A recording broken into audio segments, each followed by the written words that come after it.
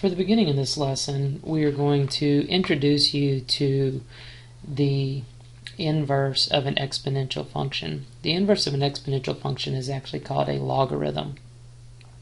An exponential function is a one-to-one function. As you can see here in the first statement, we would just switch the x and the y to create the inverse. Now, to get back to that y being by itself, to write it as a function of x is a little bit tricky in doing so, but we'll just go ahead and show you in this concept box what a logarithm looks like. Now, one of the commonalities between an exponential function and a logarithm is their base.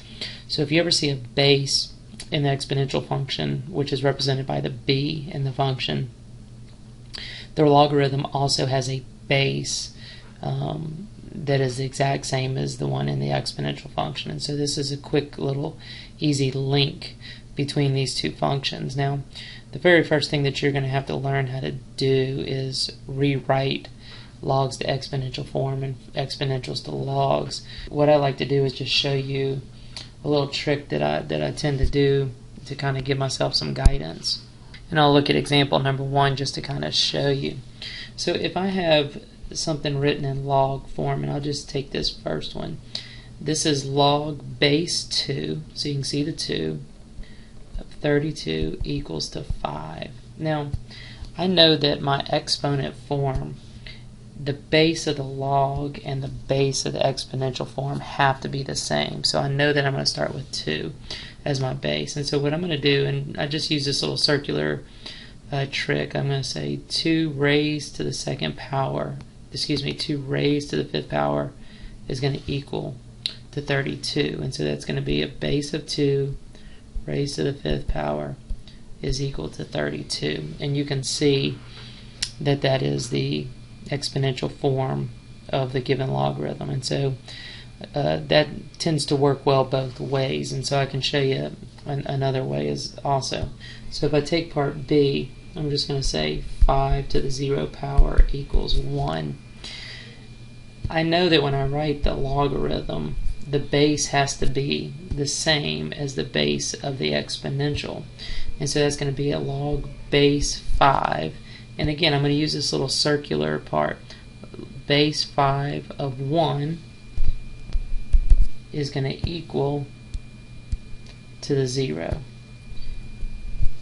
And that would be working back from exponential form back to logarithmic form. And so that circular trick kind of works both ways with converting from log to exponential. So it's very important that you get comfortable doing this very early on with logs and exponents before we start diving down into the actual inverse relationship.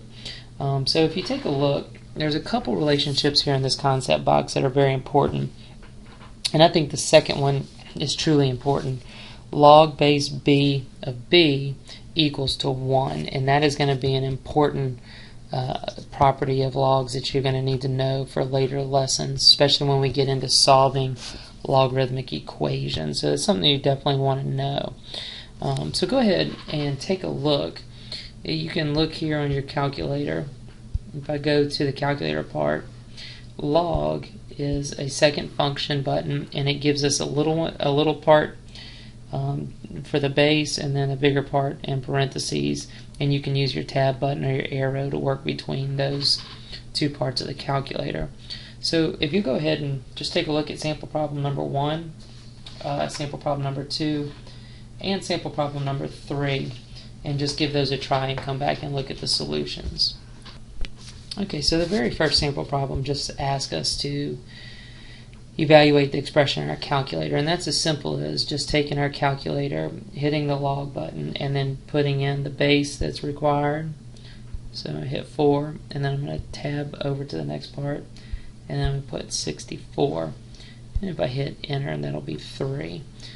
So we know that this evaluates to 3.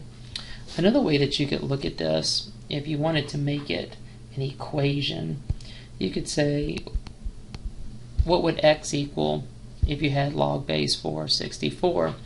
And you could say 4 to the x power is going to equal to 64. So 4 to the x power equals to 64. Now, You probably won't know the exponential part of these forms for every one of them, but since you have worked with third powers and second powers and fourth powers, some of these might look familiar to you. So 4 to the third power equals 64, and so we know that 3 is the correct answer. Alright, for part B, log base 32 of 2 actually equals to 0.2, which is probably what you got in your calculator. In many cases you'll see it written as 1/5. So just double check when you're doing Math Excel to please watch the blue directions and see what they're asking for.